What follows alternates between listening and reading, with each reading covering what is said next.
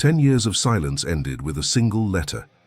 Upon returning, he found a divided city, a father on the brink of ruin, and an impossible love waiting for him. But what seemed like a temporary homecoming ignited a fire that could either unite or destroy everything. Welcome to the channel. Before we begin, hit like and subscribe so we can keep creating stories like this. The sun beat down mercilessly on the colorful streets of Santa Fe, where tourists sought refuge under the shade of colonial buildings. To any visitor, the city was a haven of peace and culture. But for 28-year-old Alexander Montgomery, those same streets represented a chessboard where every move could alter his fate. Alexander had returned after a 10-year absence, his jet-black hair slicked back, and a gaze that betrayed more experience than his age suggested. He hadn't wanted to come back, but his grandmother Mrs. Helen's message had been clear. Your father is sick. He needs to see you before it's too late. What Alexander didn't know was that his return would rekindle old rivalries that had lain dormant during his absence. The city of Santa Fe was divided into 24 districts, each with its own identity, traditions, and youth groups that competed in the annual folk dance festival. These groups, locally known as comparsas, were the pride of every district, and the competition between them went beyond artistry. It was a matter of family honor. The San Antonio District Comparsa, led by the Montgomery family for generations, had once been the most respected, until Alexander, their young prodigy, left the city, leaving his father, Edward Montgomery, with a lingering sense of betrayal he could never shake. As Alexander walked through the main square, he felt the locals' eyes on him. Some greeted him with respect, others whispered behind his back. His cousin Michael ran up to him. "Cuz, you're finally back," he exclaimed, pulling him into a hug. Michael, ever loyal, had kept Alexander updated on major events during his absence. "How's my father?" Alexander asked, adjusting his leather jacket, a stark contrast to the traditional attire most comparsa members still wore with pride. "Stable but weak," replied Michael, lowering his voice. "But there's something else you should know. The Foster Troop has won the last 5 years in a row since you left. And now Sophia Foster has returned as well." The name made Alexander stop dead in his tracks. Sophia Foster, his first love and his first heartbreak, the daughter of Richard Foster, his father's eternal rival and leader of the Guadalupe District Troop. The same Sophia who had sworn eternal love to him, only to choose loyalty to her family over her feelings. "That doesn't matter now," said Alexander, trying to sound indifferent. "I came to see my father, not to relive the past." But fate had other plans. As he turned the corner onto the street where the Montgomery family home stood, Alexander came face to face with Sophia. She was more beautiful than ever, her long black hair tied in a braid adorned with flowers, her dark eyes seeming to hold all the history they had shared. For a moment, time seemed to stand still. "Alexander," she said, her voice a mix of surprise and something deeper he couldn't quite place. "You're back." "Temporarily," he replied, keeping both physical and emotional distance. "My father is sick." Sophia nodded, genuine concern reflected on her face. "I know, I'm so sorry. Despite everything, your father has always been respected in the city." Despite the years and the resentment, Alexander couldn't help but notice how his heart raced in Sophia's presence. But he also noticed the ring on her left ring finger. "Congratulations on your marriage," he said with a coldness he didn't feel. Sophia looked at him confused, then glanced at her ring and smiled with a hint of sadness. "I'm not married, Alexander. This ring was my mother's. I've worn it since she passed 3 years ago." The news stunned Alexander. He hadn't known about the death of Hope Foster, a woman who had always treated him kindly despite the rivalry between their families. "I'm sorry," he said sincerely. "I didn't know." An uncomfortable silence settled between them, heavy with unspoken words and unresolved feelings. Finally, Sophia spoke. "The dance competition is in 3 weeks. Your father had been training the group despite his condition. I think he hoped you'd return in time." Alexander frowned. "I didn't come back to dance, Sophia. That part of my life is behind me." Sophia looked him straight in the eye, defiant as she'd always been. "Really?" "Because as I remember it, Dancing wasn't just something you did, it was part of who you are. Just like being a Montgomery. Before Alexander could respond, Michael came running, the worry evident on his face. "Alexander, it's your father. He's had a relapse. We need to go to the hospital now." The tension of the moment instantly dissipated, replaced by urgency. Alexander looked at Sophia one last time. "I have to go." She nodded. "Go. And Alexander, welcome home." As he rushed to the hospital alongside his cousin, Alexander couldn't help but think about Sophia's words. Santa Fe had never stopped being his home despite the distance and time, and now he was back, caught between love for his ailing father, memories of a lost love, and the call of a tradition that ran through his veins despite his attempts to deny it. What he didn't know was that his return had set in motion a series of events that would change not only his fate, but also that of the 24 troops of Santa Fe. In the hospital, the tension was palpable. Edward Montgomery, once the proud leader of Santa Fe's most respected troop, lay connected to machines monitoring his weak heart. At 65, he seemed to have aged 20 years since the last time Alexander had seen him. As he entered the room, Alexander felt a lump in his throat. His father, that strong man who had raised him with a firm but fair hand, now seemed so fragile. Edward's eyes opened slowly, and upon recognizing his son, a mix of emotions crossed his face: surprise, joy, and something that seemed like relief. "You've come back," he murmured in a weak voice, extending a trembling hand that Alexander took. Without hesitation.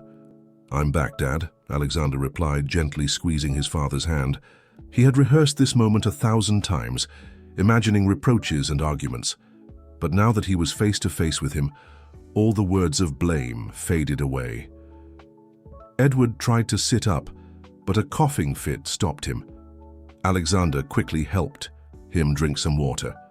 "The comparsa," Edward began, but Alexander interrupted. "Not now, Dad, you need to rest." The doctor, Dr. Ramirez, entered the room with a folder in hand. His expression revealed the seriousness of the situation.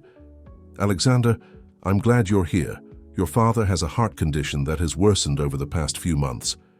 He explained the technical details with the clarity only an experienced doctor could have, but it all came down to one undeniable reality. Edward needed an expensive and complicated surgery. "What are his chances?" Alexander asked, maintaining his composure despite the fear growing inside him. "With the surgery, good. Without it..." Dr. Ramirez didn't need to finish the sentence. The problem was the cost, an amount that far exceeded the Montgomery family's savings, especially after the textile factory they had run for generations began to face financial difficulties following Alexander's departure. When leaving the hospital, Alexander ran into his Aunt Louise, his father's older sister, a strong-willed woman who had supported Edward after the death of Alexander's mother 20 years earlier. "You took too long to come back," Louise said bluntly, her eyes reflecting a mix of reproach and relief. "I know," admitted Alexander. He had no valid excuses for keeping his distance for so many years. "The surgery," he began, but Louise cut him off with a gesture. "I already know. I've been speaking with the doctors. We need the money soon." "I have some savings from my work in Mexico City," Alexander offered. He had found success as a choreographer for major productions, though he had never shared that with his family. "It won't be enough," Louise replied. "But there's a way..." Alexander recognized that look. It was the same one his father had when he was about to propose something controversial. "The festival prize," Louise continued. "This year, they've increased the amount to celebrate the 50th anniversary. It would be enough to cover the surgery and the expenses afterward." Alexander shook his head. "Aunt, it's been 10 years since I last danced with the troupe. Besides, the Fosters have won the last 5 years in a row." "That's exactly why we need you," insisted Louise. "You were the best dancer the San Antonio District Troupe ever had. With your experience as a professional choreographer, we might stand a chance." Before Alexander could protest again, Michael stepped in. "Cousin, everyone's been rehearsing. All we're missing is a leader. Someone who can go up against the Fosters. We need you." The pressure was overwhelming, but Alexander knew he didn't have many options. I need to think about it, he finally said, heading toward the hospital. Exit. He needed fresh air and space to clear his thoughts. Wandering aimlessly through the cobblestone streets of Santa Fe, Alexander found himself in front of the plaza where the troops usually practiced. As if fate had guided him, the Guadalupe, district troop led by the Fosters, was in the middle of rehearsal. And there was Sophia, moving with the grace and passion that had always defined her. The music flooded Alexander's senses, stirring memories and feelings he'd tried to bury for years. Without realizing it, his body began to move to the rhythm. Small gestures revealing that dance had never truly left him. Some things never change, said a familiar voice behind him. Turning around, Alexander faced Daniel Vance, his old best friend and now, judging by his closeness to the Fosters, part of the rival troop. Daniel, Alexander greeted, extending his hand, which Daniel shook firmly. It's been a while. 10 years to be exact, Daniel replied with a smile that didn't reach his eyes. Did you come to spy on the competition or just to reminisce? The question carried a slightly accusatory tone that didn't escape Alexander's notice. My father is sick, he explained. I came to see him. Daniel's expression softened. I'm sorry, I didn't know. The rehearsal ended and Sophia approached them, followed by other members of her troupe, including her father, Richard Foster, a man of imposing presence despite his 60 years. Alexander Montgomery, Richard said in a voice that could cut steel. The prodigal son has returned. The atmosphere immediately grew tense. Richard had never hidden his contempt for Alexander, especially after he began dating his daughter years. Close him only temporarily, Mr. Foster, Alexander replied with respect but firmness. Richard sized him up with a glance. I heard Edward is sick. Give him my regards, he finally said, the word respect failing to leave his lips. The rivalry between the two men was legendary in Santa Fe, though few knew its true origin. Sophia stepped in, breaking the tension. Father, we should continue the rehearsal in the backyard. There are too many prying eyes here, she said, casting a meaningful look at Alexander. Richard nodded and walked away with the rest of the group, not without throwing one last challenging glance at Alexander. When they were alone, Sophia spoke quietly. I need to talk to you. It's important. Meet me tonight at the dam overlook at 8. Without waiting for a reply, she quickly walked away to join her group. Intrigued and confused, Alexander continued on his way. As he passed by the old Mendoza textile factory, now with many idle machines and few workers, he decided to go inside. The foreman, Thomas James, a man who had worked for his family for over 30 years, greeted him with a mix of surprise and relief. Alexander, thank God you've returned. Things haven't been going well lately. Thomas explained the situation. The factory was on the verge of bankruptcy.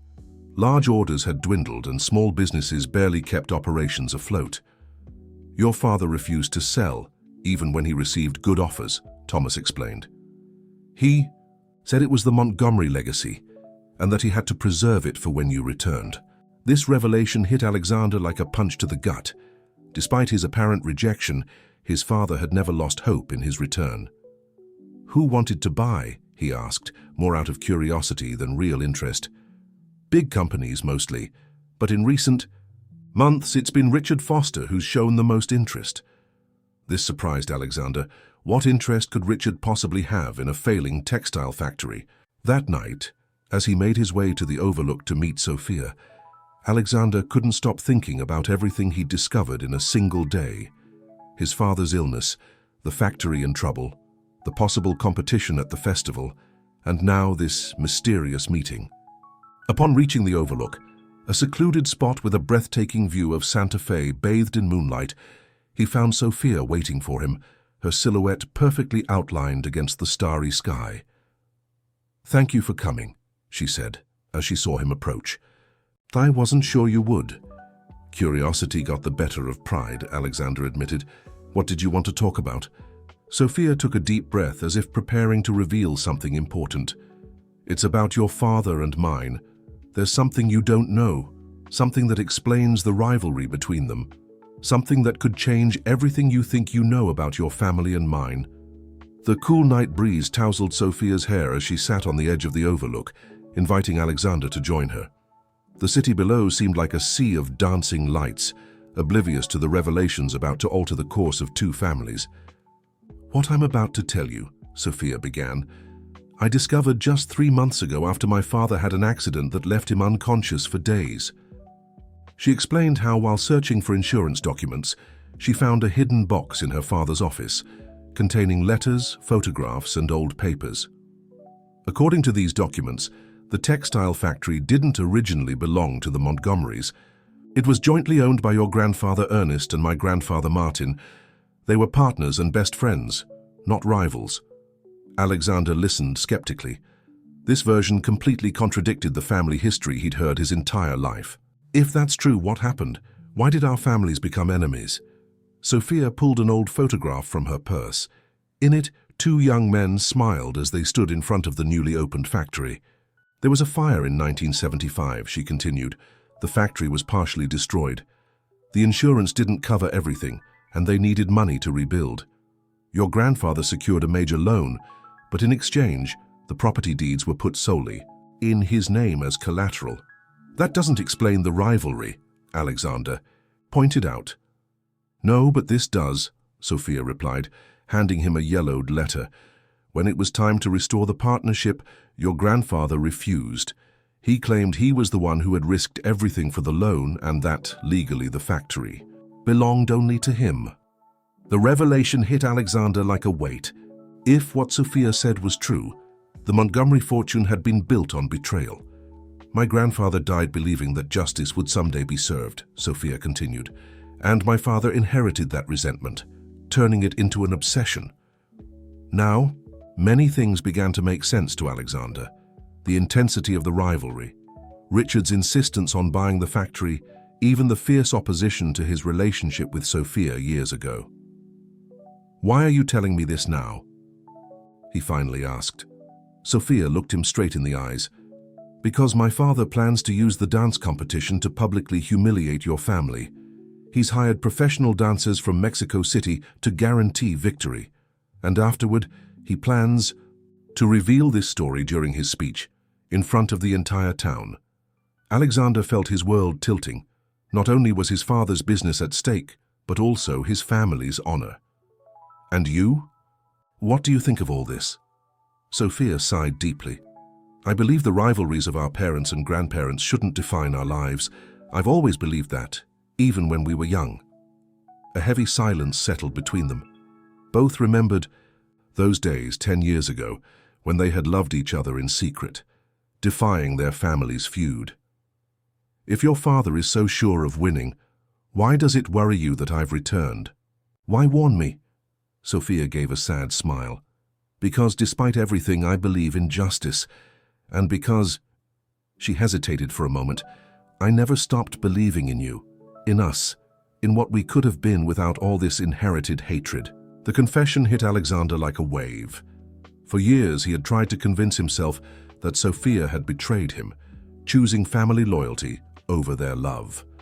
Now he understood the situation had been far more complicated. Both of them had been pawns in a game that began long before they were born. "There's something else," Sophia added, her voice now urgent. "My father has been investigating. He believes there's a document, an agreement signed by your grandfather promising to restore the partnership once the loan was repaid. If that document exists, and its authenticity can be proven, the factory would legally belong to both families," Alexander finished, grasping the implications. "Do you think my father knows about this?" Sophia shook her head. "I don't think so. If he knew, he would have acted already. But if that document exists, it must be hidden somewhere in the factory or your family home." A new resolve settled within Alexander. He had to find that document before Richard, not just to protect the family legacy, but to uncover the truth, whatever it might be. "Thank you for trusting me," he said at last, taking Sophia's hands in his. The contact sent an electric current through his body, reminding him that despite the years and circumstances, his feelings for her had never truly faded. "There's still time to change things," she replied, giving his hands a gentle squeeze before letting go. But you must be careful. My father isn't acting alone." This last warning intrigued Alexander, but before he could ask more, the sound of an approaching engine interrupted them. "I have to go," Sophia said hurriedly. "My father has sent someone for me. Remember, no one can know we met." She slipped away quickly, disappearing into the shadows just as car lights illuminated the path. Alexander stayed hidden until the vehicle, after a brief pause, drove off. The next day, Alexander visited his father in the hospital. Edward was more lucid, though visibly weak. "The Brotherhood needs a leader," he said bluntly when they were alone. "And the factory needs direction. I always knew you'd come back. Son, I just wish it hadn't been under these circumstances." Alexander took his father's hand. "I've been thinking, Dad. I'm going to stay, at least until you recover." Edward's tired eyes brightened. "What about the festival?" Alexander smiled faintly. "I'll handle that too, but I need to know something first. What really happened between Grandfather Ernest and Martin Foster?" The question seemed to catch Edward off guard. "Who told you about that?" "That doesn't matter now. I need to know the truth." Edward closed his eyes, as if the weight of the memories was too much. "My father never wanted to talk about it. He only said Martin had tried to take over the factory through legal maneuvers and that he had to protect our family's legacy." "And you never doubted that version?" Edward stared intently at his son. "Why would I? It was my father." The answer was simple but revealing. Family loyalty had blinded Edward, just as it had with Richard Foster. Generations perpetuating a conflict, possibly based on lies. That afternoon, Alexander arrived at the venue where the San Antonio District Troop was rehearsing. Familiar faces greeted him with surprise and joy. Some were old companions, others new members who only knew him from stories. Michael quickly made the introductions. "Alexander has come to help us," he announced, sparking murmurs of excitement among the group. "Is it true you've worked with major productions in the capital?" asked a young dancer named Lucy. Alexander nodded. "I've been fortunate, but what we do here is different. It's about our roots, our identity." With those words, he began observing the rehearsal. He quickly noticed that, while there was talent, there was a lack of cohesion and originality. The Fosters had raised the competition's standards, with innovations blending tradition and contemporary touches. "We need something special this year," he explained as he watched them move. "Something that honors our traditions but surprises the audience and the judges." As the music played and the dancers followed his directions, Alexander felt the dance flow through his body again. It was as if he had never left, as if Santa Fe and its traditions were so deeply a part of him that no distance could erase them. Meanwhile, at the Foster family mansion, Richard watched with satisfaction the progress of his own dance troupe. The professional dancers he had secretly hired blended seamlessly with the local members, and the choreography promised to be spectacular. "This year not only will we win," he told Daniel, who had become his right-hand man, "but we'll finally crush the Mendoza's prestige for good." Daniel nodded, though his expression betrayed some unease. Despite the years, his friendship with Fils, Alexander still weighed on his conscience. "What if Alexander decides to stay and lead the San Antonio District's troop?" he asked. Richard smirked dismissively. "That'll only make our victory sweeter. Besides, I have other plans to ensure their humiliation is complete." What Richard didn't know was that Sophia was listening to the conversation from the hallway, each word strengthening her resolve to stop the cycle of hatred.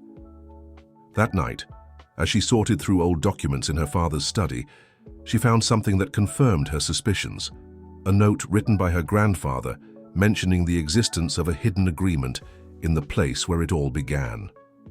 A cryptic clue, but a hopeful one. At the old Montgomery estate, Alexander was also sifting through family records, searching for any hint of the agreement Sophia had mentioned. The search seemed fruitless until, inside an old photo album, he found an image that caught his attention. His grandfather and Martin Foster, young and smiling, standing in front of an ancient cypress on the outskirts of town. On the back, a single phrase written in faded ink, "Where it all began, the secrets are also buried." For a moment, Alexander was certain he had found the clue he was looking for. But as he studied the photograph, he couldn't help but wonder what other truths lay buried in the past of both families. And more importantly, was he willing to dig them up, no matter how painful they might be? The next morning dawned under a thin mist that shrouded the streets of Santa Fe, as if the town itself wanted to hide its secrets. Alexander had barely slept, his mind caught between memories of the past and the revelations of the present. The photograph of his grandfather with Martin Foster had given him a lead, but he needed more information. He decided to visit Mrs. Helen, his grandmother, who lived in a small house on the outskirts of the city.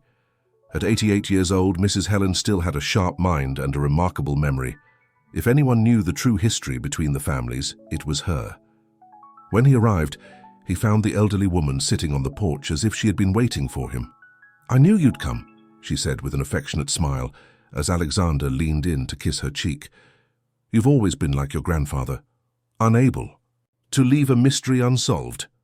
Inside the house, surrounded by old photographs and memories of another time, Alexander showed her the picture he had found.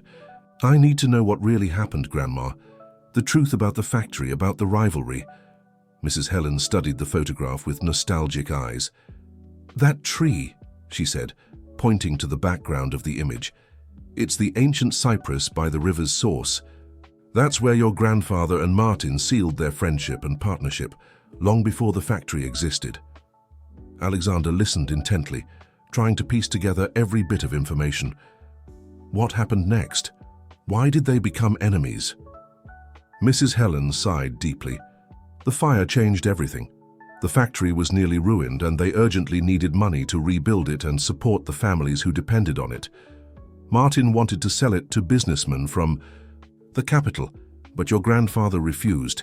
He secured the loan using his own home, this house, as collateral. This part matched what Sophia had told him, but there was more. "The bank demanded the property be under a single name," continued Mrs. Helen. "Your grandfather promised that once the loan was paid off, he would restore the partnership with Martin. They even signed a private agreement."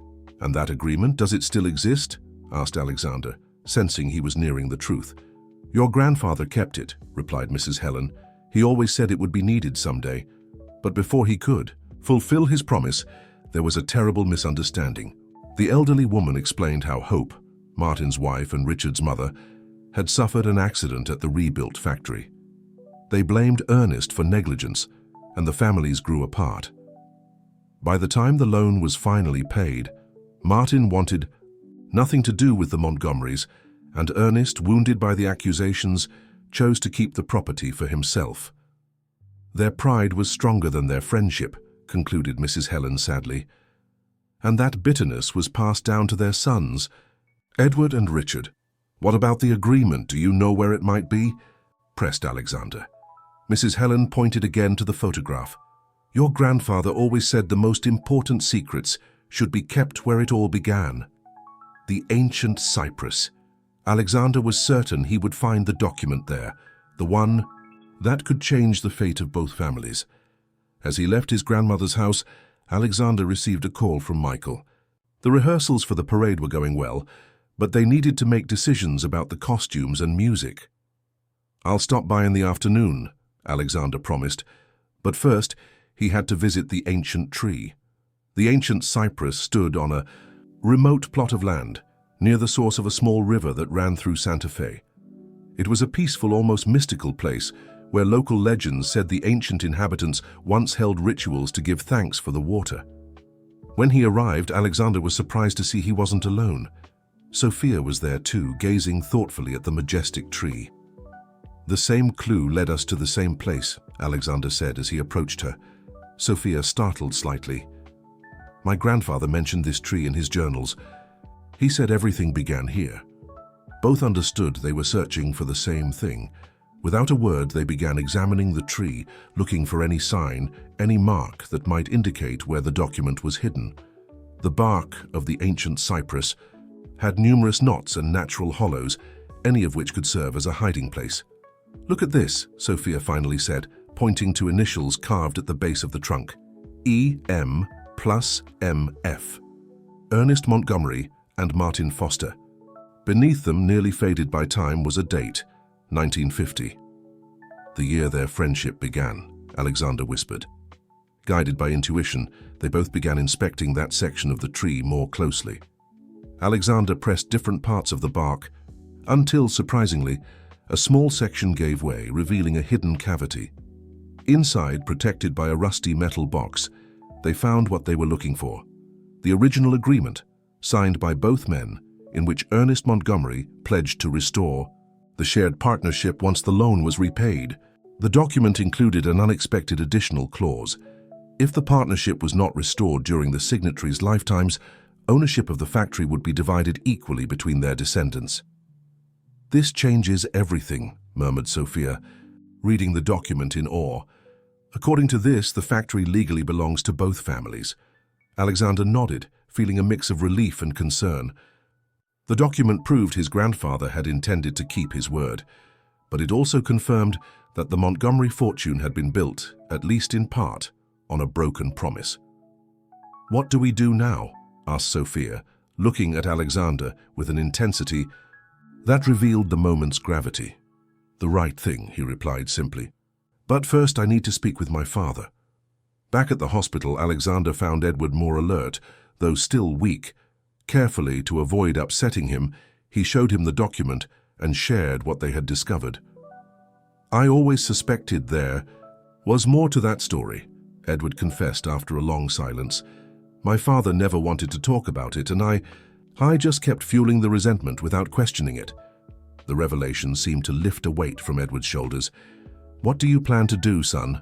Alexander took a deep breath. "I think it's time to end this rivalry. The factory belongs to both families, and maybe together we can save it from bankruptcy." Edward nodded slowly. "Your grandfather would be proud. You were always wiser than me."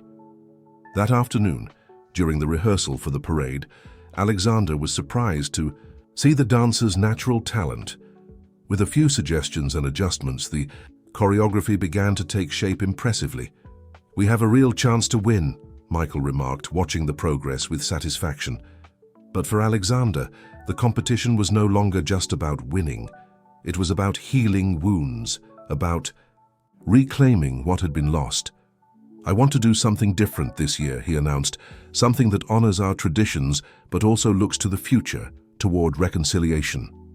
His proposal was bold, a choreography that told the story of Santa Fe through its 24 districts, celebrating the city's diversity and unity, not division. The parade members listened with respect, some with enthusiasm, others with skepticism. After all, the rivalry with the Fosters was deeply rooted in the district's identity. "My father will never accept a truce," said a voice from the entrance of the hall. It was Daniel, who had been watching silently. "Not after so many years." Alexander approached his old friend. "Our father's rivalries don't have to be ours, Daniel. You more than anyone should understand that." Daniel had been caught in the middle of the conflict when Alexander and Sophia began their secret relationship years ago. As a friend to both, he had been forced to choose sides when the relationship was discovered. "Richard will never forgive me if I join you," he replied bitterly. "After you left, he was the one who gave me a chance in his business." Alexander then understood why his old friend seemed so close to the Fosters. Loyalty, which in these families was as important as blood. "I'm not asking you to choose, Daniel. Just to consider that maybe the time for change has come." Daniel didn't respond, but his expression hinted that Alexander's words had struck something within him. That night, while reviewing old videos of the competitions at his Aunt Louise's house, Alexander received a message from Sophia. "My father found out we've been meeting. He's furious, be careful." The warning put Alexander on high alert. Richard Foster was not a man who accepted defeat or defiance easily. The next day, during his visit to the hospital, Alexander found his father in unexpected company. Richard Foster was there, seated by Edward's bedside. The tension in the room was palpable. "Alexander," Richard greeted with calculated coldness, "your father and I were having an interesting conversation about the past."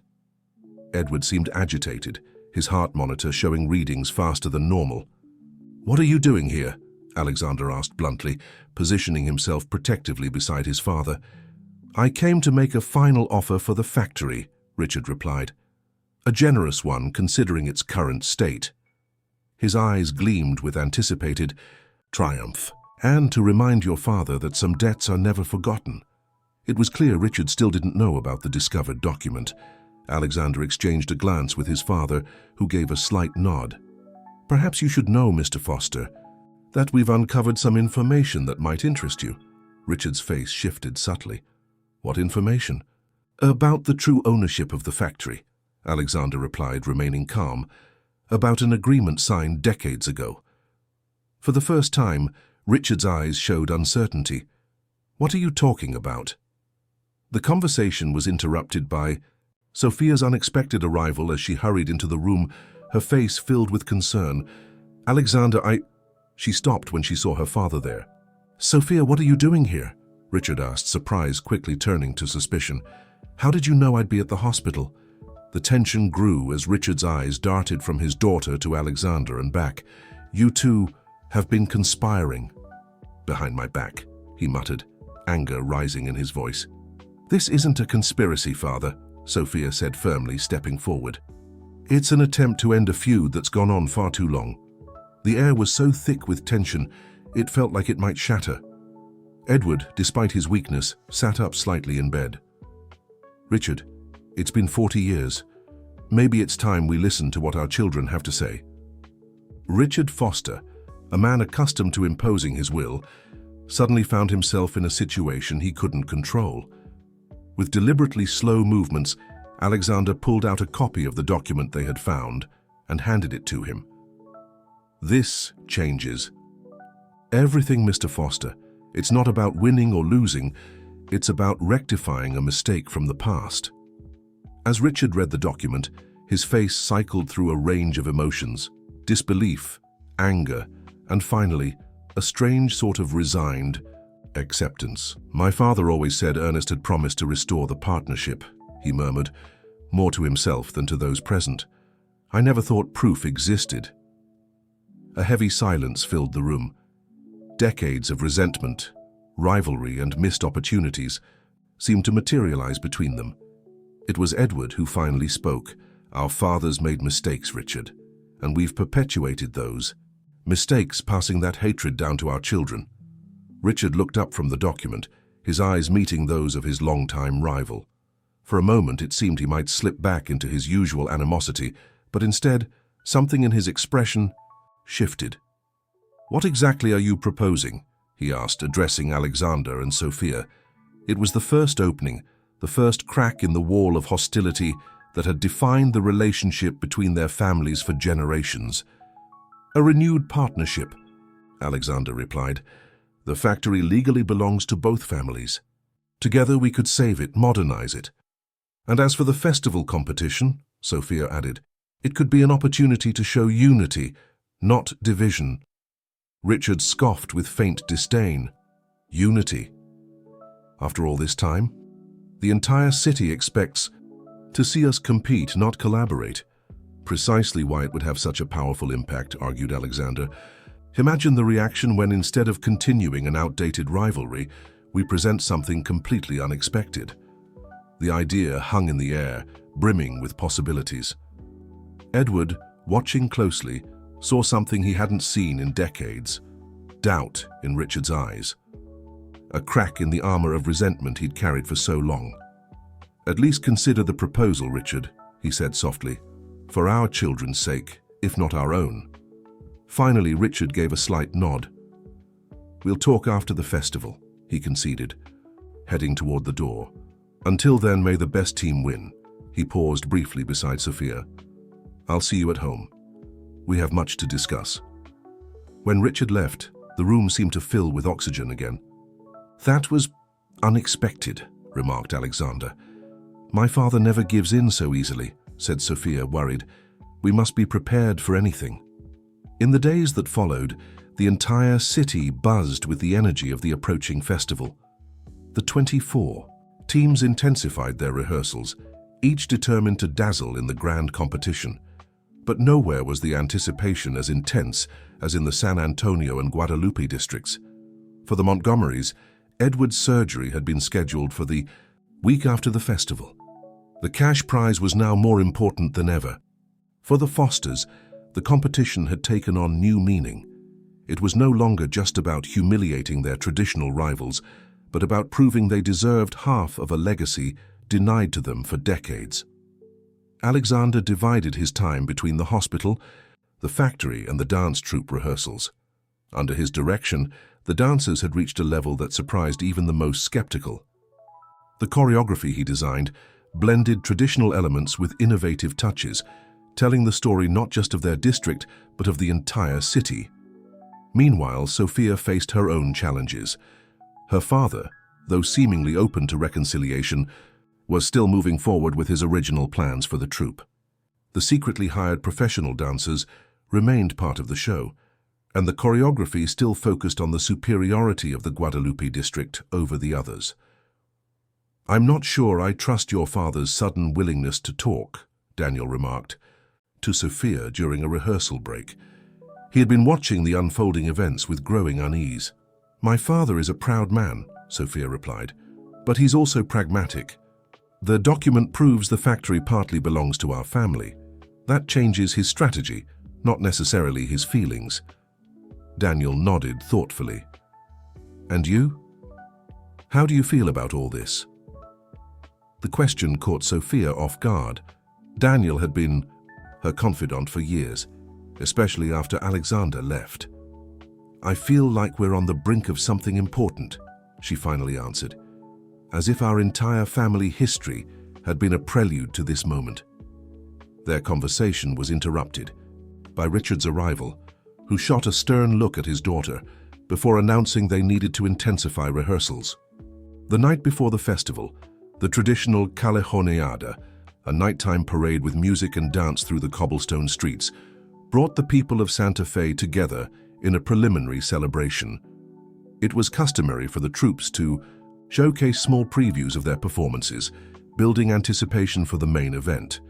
The San Antonio troupe, led by Alexander, presented a sequence that left the audience in awe. The precision, energy, and innovation were evident in every move. As they finished, applause echoed through the narrow streets. When it was the Guadalupe district troops' turn, the anticipation was palpable. Richard Foster, at the head of E. The group cast a challenging glance toward Alexander before giving the signal to begin. The performance was flawless, technically perfect thanks to the professional dancers, but something about it seemed calculated, lacking the authenticity and spirit that defined the true troops of Santa Fe. The crowd applauded, impressed by the precision, but without the overwhelming enthusiasm they had shown for San Antonio's troupe.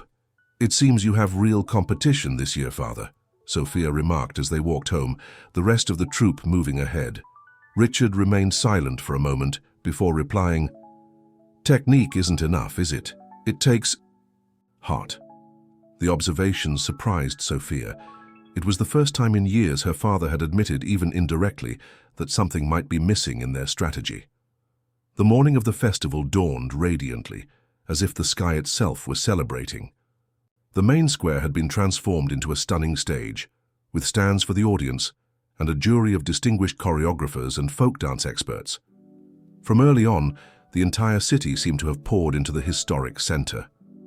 Tourists and locals filled every available space, eager to witness the spectacle. Backstage, Alexander gave his troupe final advice. "Remember, it's not just about executing the steps correctly. It's about telling our story, the story of Santa Fe." Just a few meters away, the Guadalupe troupe was also preparing. Sophia, dressed in traditional attire, tried to calm her nerves. Her gaze briefly met Alexander's, and a silent understanding passed between them. Both knew that regardless of the outcome, this day would mark a before and after in their families' history. The competition began with performances from the smaller districts. Each presentation was met with enthusiasm from the crowd, but anticipation grew as the turn of the historic rivals approached. When the San Antonio district troupe was finally announced, an expectant silence fell over the square. Alexander, who had decided to join the dancers for this special occasion, took his place at the center.